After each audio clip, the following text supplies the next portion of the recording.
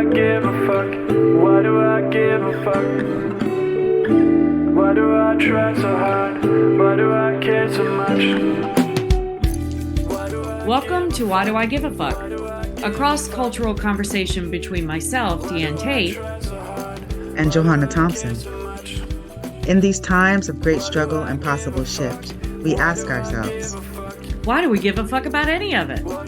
How does the lens we see the world through impact what we see? And what do we do about it? So, what are we talking about today? What are we talking about? What's going on? Well, we were just, when we come on these calls and we try to decide, I think about this all the time, like, what are we going to talk about? And I always have so many things swirling around in my head based on what's happening in the world and in this country and in this government and all the things that it's like I always feel stuck. There's so much to talk about, and it feels like, so I was sharing with you about, just in a very small nutshell, what was happening in the latest Freedom Flotilla that tried to make its way to Gaza to break the siege on the boat called the Handala. And there were, I think, 20 something activists on the boat. Chris Smalls, who is the only person that I have heard of. I think he's the only person that has established a union in Amazon, within the country of Amazon. Okay. The company of Amazon. So I know you've probably heard of him, Chris Smalls, and that work. And so he was on the Handala. He was the only Black person on the Handala. And there were reports, he just got released yesterday from Israeli prison. They were captured. The Handala was commandeered by the Israeli soldiers, the IOF, in international waters. So it was an illegal action to begin with, because they're not allowed to just board boats because they want to, but they did the Handala, as they did with Madeline before it. And took all of the folks that were on the boat into custody, into Israeli territory in the prisons.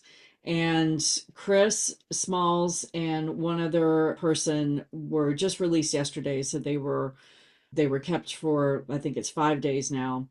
And the reports are that Chris was the only one that was beaten.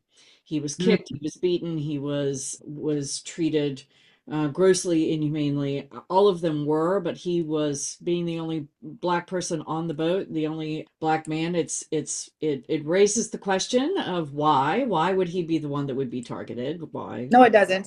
It's a rhetorical question. It does not raise no questions. It's a rhetorical question. No, it doesn't. And anyway, so I was just relaying that to you, and how that was kind of up for me in my mind, and you came up with a term that I had not heard before. So Clarify. I mean, I come up with no terms. but you shared a term with me. I shared a term with you. Shared a term with me.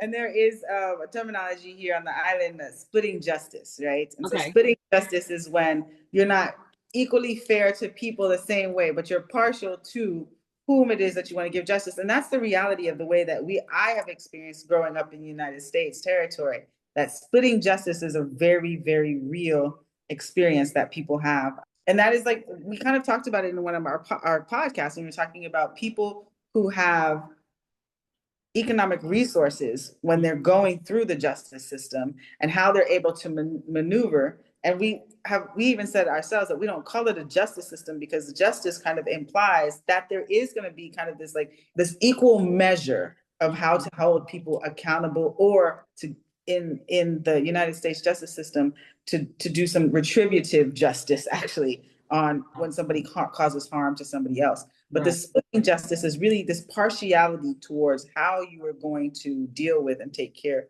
or not take care of, but deal with somebody and deal with their accountability. And it sounds like Mr.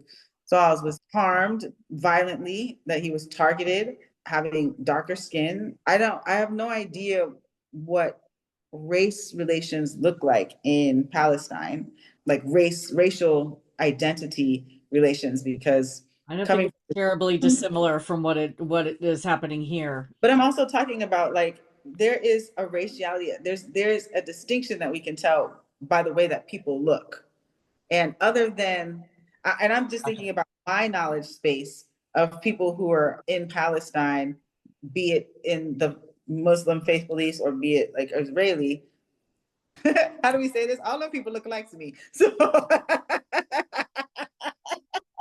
so let me just, do you know what I mean? Like everyone, I don't see a diaspora of color that would preclude that there is some like racial identity to be able to think about it in the same way that we think about it in the United States. Anybody who is not like white skin identified, could be targeted in whatever community that they're in, specifically in the United States. And on Palestine, everyone seems to be the same hue of their skin complexion. That's not what I've been learning. Yeah, that's not what I've been learning. I mean, Okay. I think, and I think one of the issues that I've been learning about with the designation of Israel, the occupied Palestine, what I prefer to refer to it as, is that the majority of Israelis, or the Israelis that settled and that took that land, were European Ashkenazi Jews, which are going to be tend to be more white passing in terms of, just hue of skin color. But Okay. there are Israelis of color. There are black and brown Israelis that I've been learning about more. I mean, never been to Israel, never been to occupied Palestine myself. So this is all just secondhand information that I've been gleaning. Certainly the Palestinians that are living in Gaza, that have been segregated into Gaza and have been segregated in the West Bank, tend to be more black and brown presenting. So there is a, That's huh? black and brown presenting to whom? Well, to the people that are I didn't oppressing mean them, for sure. to throw you off. Do what? I didn't mean to throw you off, but I'm hearing that that people of Israel I'm trying to figure out what it is that would be the identifier, because yes, European skin hue, but folks is all in my vision. Folks are all kind of like tan brown. I mean tan white. But everybody is white skinned. If any of them people came here to Jamaica, they would all be considered whites. Interesting. Okay. Okay. I You know what I totally mean? understand what That's you're why I'm saying like, now. Yeah. so Yeah. Yeah. yeah. So I'm definitely seeing it through a white lens, but I'm also seeing it through a US lens in terms of how we identify. I appreciate that clarification. How we identify people that would be considered white as they walk into a room. And this is a conversation that I've had with Jewish people here in the US who often seem to want to stand in this "I'm not white," which then allows them to, well, not allows, then often puts them in a place of feeling oppressed. I'm not white.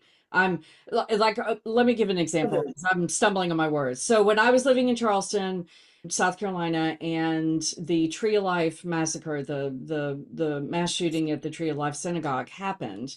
Of course, Charleston is where the Mother Emanuel shooting happened in 2015, and there were all sorts of vigils and comings together and gatherings to mourn the loss of those 9 souls and that kind of thing. And then fast forward to when the Tree of Life happened, I went to a vigil in the center of Charleston, just down the street from Mother Emanuel, to honor the victims of the Tree of Life synagogue massacre. And the first thing I observed were how many people that were there that I never saw at any of the vigils for the Mother Emanuel victims. That was number one.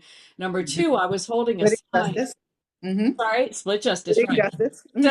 So then I was holding a sign that said something to the equivalent of, "This isn't about," I don't remember exactly what the wording was, but essentially it was saying that this was about allowing white people, because there was a white man that did the shooting, allowing white men to have unfettered access to guns, was the shtick of my sign. And I had several people before the vigil started come up to me and angrily say that my sign was wrong, because they wanted it to be about the fact that they were Jewish, that they were the persecuted ones, and that they were the ones that were being murdered. And that wasn't the point of the sign. At the time we were having lots of, conversations. I don't remember exactly what year it was. It was pre-COVID.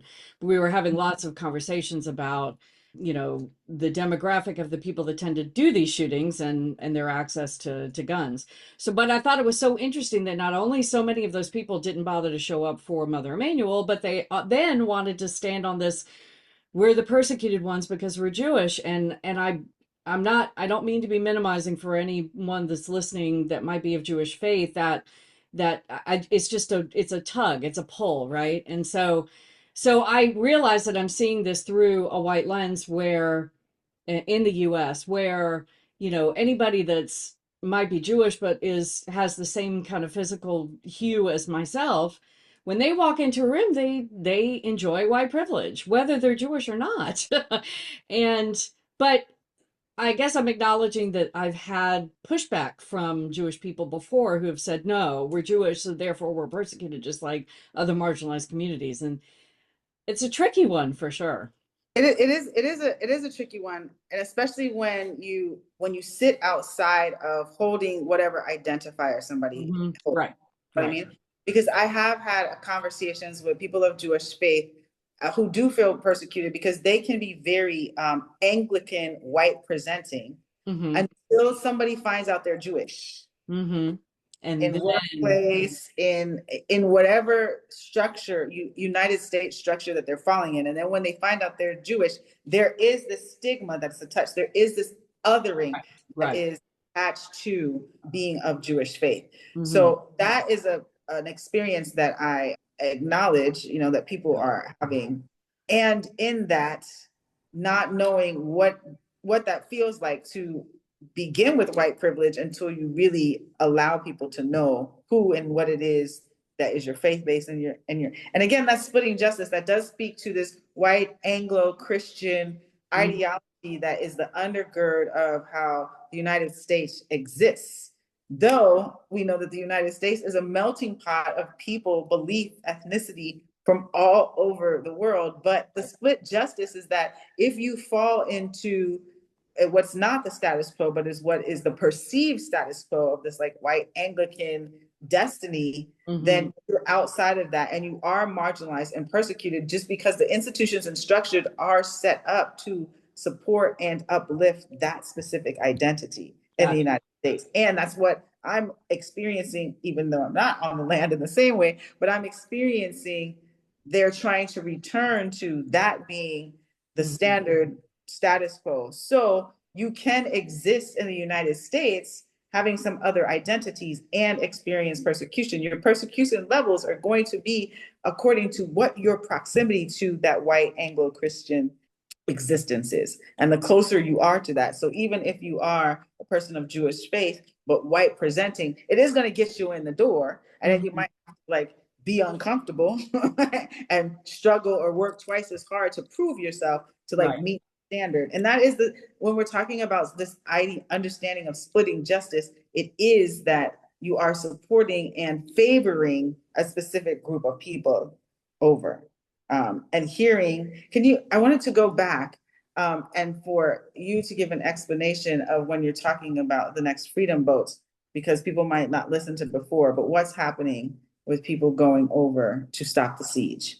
So I think there have been two, but there may have been maybe one more. They're calling themselves the Freedom Flotilla, and they're boats that are carrying nothing. They have no arms on them whatsoever. They have nothing except baby formula, diapers, just, whatever they can fit. That it's not a big boat, It looks like a sailboat, maybe 50 feet or something, 60 feet. I don't know exactly what the dimensions of the boat are, but it's not large.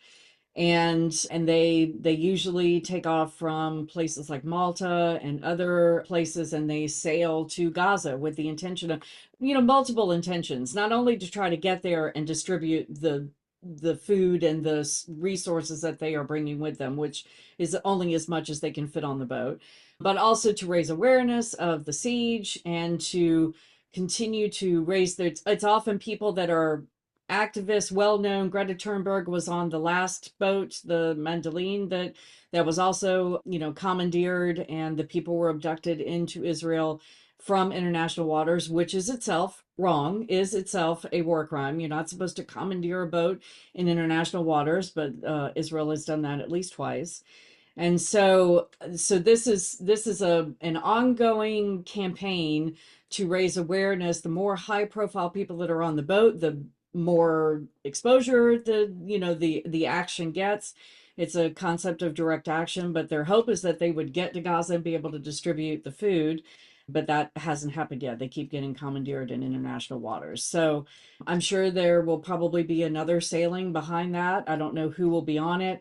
It was interesting to me. It seems like they made a conscious choice this time that when the Magdalene got commandeered and the people that were on that boat were abducted by the IOF and taken into Israeli custody, more of them, it felt like, signed an agreement right away and allowed them to be deported out of Israel and sent basically back to their countries of origin.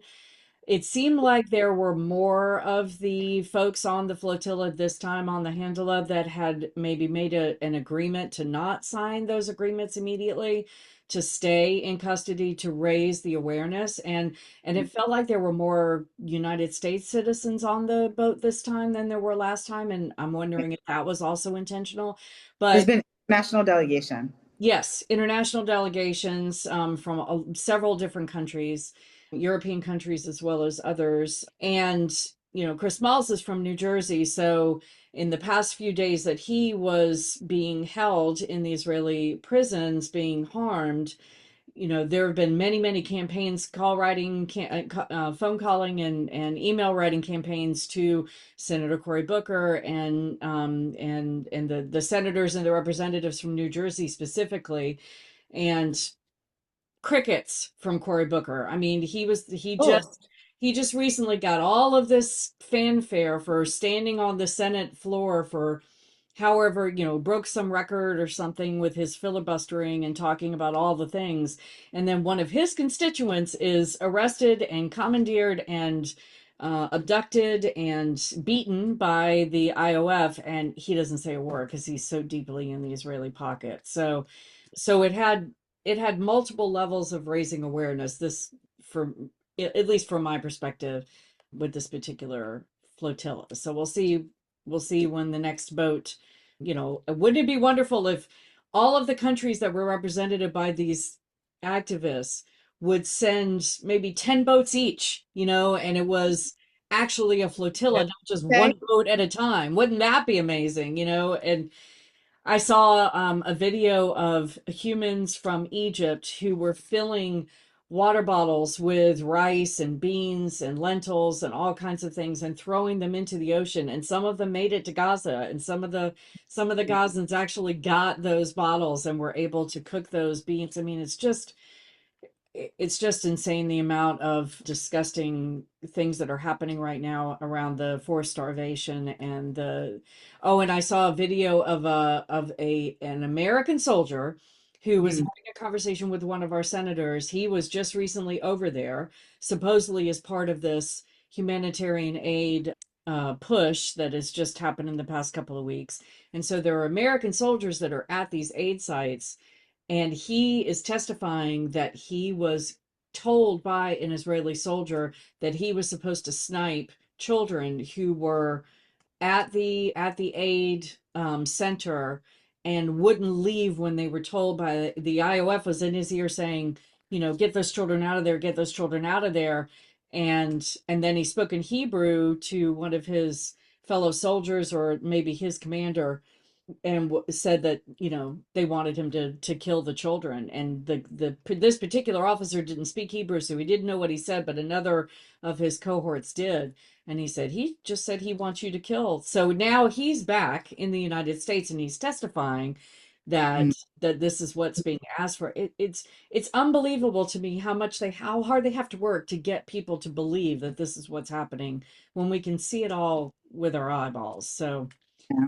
so I anyway. mean, and it's who it is that we are favoring, Right. right? Like, and identifying like whose justice Yeah. is the standard with which we are making decisions on how to hold people accountable. And you That's talk so about harmful. social justice. Pause on babies being targeted who are trying to get services. They've been shooting That's children in the really head. They have horrendous. Yeah. sniped children in the head. I mean, there have been doctors in the last remaining medical facilities in Gaza who have been testifying about they've never seen so many headshots and body shots to the heart in children before ever in their lives. And the level of harm that's happening not only to the humans that are being shot, but the humans that are having to care for them and the families that are being, torn apart. And it just, yeah, it boggles the mind. So when you say, what do you care about and what do we want to talk about? I'm like, this is all my head is filled with all the time. And it just, yeah, it feels like this massive mountain avalanche of harm and destruction. And then I went and saw a friend of mine, Sophia, yesterday, who's from Cambodia, and she was sharing with me that her family is in Cambodia. And of course, Thailand is doing to Cambodia exactly what we're seeing happening in Palestine. They have decided they want to, yeah, they started bombing just last week. They started bombing Cambodia. They made up a story. So this is what's interesting. God, the playbook is so well written. So my friend Sophia was telling me about what her understanding of what happened. Her family is in Cambodia. She's originally from there. She moved here and is now a US citizen years ago, but of course and then her partner in this business is also from Cambodia. She's there right now. She went there like the day before the bombing started. So they're very worried about her being over there. But Thailand wants to take land from Cambodia. They see them as a weaker entity. Cambodia really doesn't have a military. They don't have any real means of defending themselves. And Thailand wants to rework the map. They want to steal land from Cambodia. So they created a scenario where, even though Cambodia doesn't have a military, created a scenario where the narrative is that Cambodia shot first, that Cambodia attacked first, and that Thailand is defending themselves. Sound familiar? And so they are bombing Cambodia indiscriminately, and they're also using chemical weapons. So not only are they bombing the humans that are being affected by the bombs directly, but they're using chemical weapons that is then going to poison the soil and the water and the air, which will then kill more Cambodians, secondarily from the original bombs being dropped. So all of it sounds exactly like what we've been seeing happen in occupied Palestine for the past 2 years and longer. And it just, yeah, I'm curious about like what all of these major land grabs are for. Like, you know what I mean? yeah, It's just I don't have the knowledge base, so yeah. I'm asking out of curiosity. So if It's any of like our this power. Yeah, I mean, it is power, but is it like the systems of trade? Because all of that is about to shift. I mean, we're seeing this, it's already in the beginnings of the shift towards like kind of this like digital economy that we're moving through. And I don't know what that looks like for products going through Cambodia, or like what is the land grab need and the actual removing of human life yeah, for that land grab. Like yeah. I'm just, I don't know. I have no knowledge base in it. I'm trying to have an understanding of what is to gain. Because what is to gain if you're poisoning the water, if you're killing off the people there, and you take up the land is going to do what for you? What does the Right. land do for you after you've Yeah, ruined you've ruined it. Yeah, yeah, I know. it? I So Yeah, I don't know with regard to Cambodia and Thailand. I am not educated enough to speak directly to it, but based on what I was hearing from Sophia, who's from there and whose family lives there still, they don't know. They don't have they're like, why? Why do you need to rewrite this? We're living next to each other. We don't have Cambodia doesn't we don't have a military. We don't have there's really yeah, not a whole lot for you except it like you just to your point, if you want to grab this land and you want to take over this land because you want to make your map, your land stores that you say that you own bigger, then what's the point of ruining it before there's no logic to it, and that's why I say power, because to me that's the only thing I can the bigger our land grab. I started watching, my partner and I started watching this show on Hulu called Sitting Bull, and it's a historical account of the indigenous leader named Sitting Bull. And it's going through the whole manifest destiny concept, and how the colonizers and settlers pushed into the West and decimated the indigenous populations. But all of it is just so fucking familiar, excuse my friend. It's all the same goddamn thing. And all it is just about taking more and taking more and taking more. And who cares about the people that we're displacing and killing and wiping out? And I I mean, white supremacy is the thing that I always fall back on, but I don't know what else to say Capitalism. to it. Those are the things. White supremacy and capitalism keeps on pushing this very abusive agenda. Yeah, We're seeing that literally globally sweeping across the land as there's more and more people who are disenfranchised from being able to access the resources that they need to just be living, to live. right. Just want to live. Just leave them alone. And that's exactly what Sophia said to me yesterday. Just leave us alone.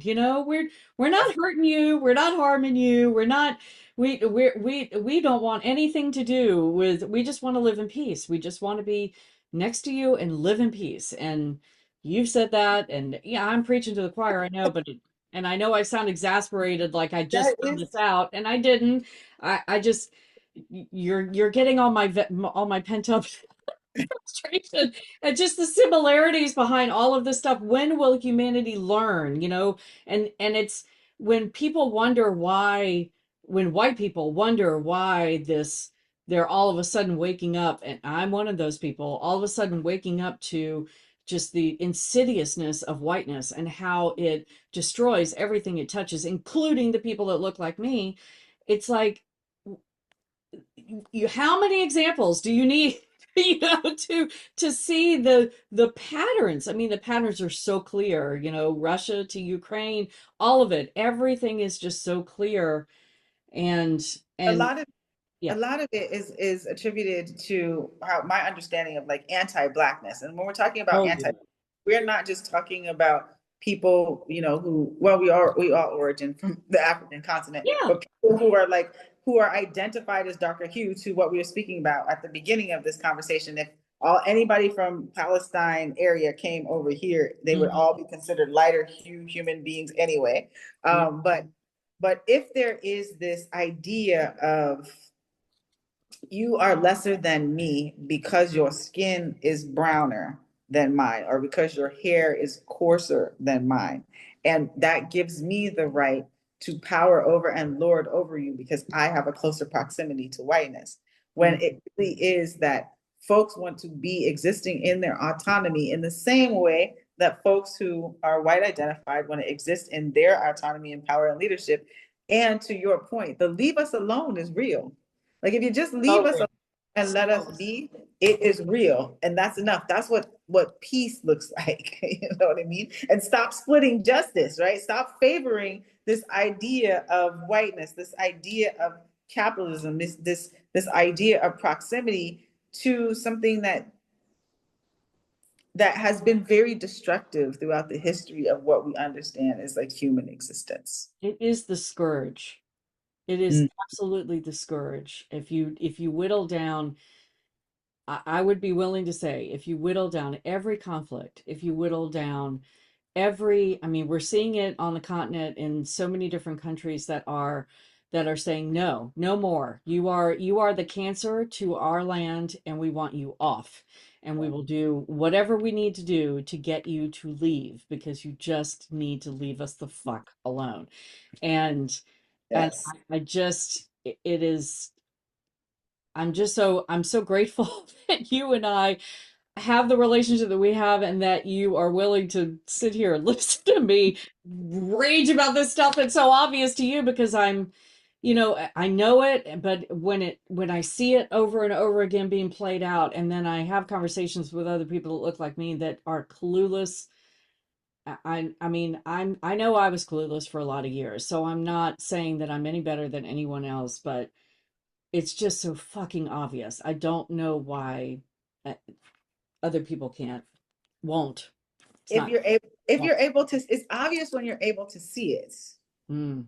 When you're paying attention to it, right? And you don't start doing that until you become impacted by it. Right. Right. Because if you're existing in your own peace, in your own leave me alone, because you've positioned yourself in that way, then it becomes so much more difficult for you to witness and understand and observe that other people are asking for the same privilege with which you exist in your life. And yes, this is real. And the other thing is that it's important to have these conversations, and it's important to have these conversations coming from you, because those of us who have been marginalized we are on the receiving end. So it gets to the point where it's like, when are y'all going to figure yourselves out and start having We're gonna get our shit together. Yeah, because figure it out. You're just living. We already know it. So we already we live it, we exist in it. So yes, there needs to be these more of these conversations, and people within their capacity, I have to say that, taking time to work through, to get through an understanding, and to be able to communicate to their community of people how you're experiencing and what it is that you're witnessing, so that folks can then become more aware. Yeah. Well, I hope that some people listening to the sound of my voice might have learned at least one nugget that you want to take and expand on and open up. And, I'm learning every day. I continue to learn. I continue to put myself in the place of trying to understand better all of these things that have been right here all my life. And, and my head hasn't exploded yet, except for exasperation. So if I can do it, you can do it too. So yeah, we all can do it. We all need to be doing it, and continue to be aware of what's going on around us and how people are being impacted. 100%. Yes. Thanks for joining us. Until next time, as you move throughout your day, continue to ask yourself, Why Do I Give a Fuck is produced in collaboration with Johanna and Diane. Music by Norwegian musician Water. See you next time.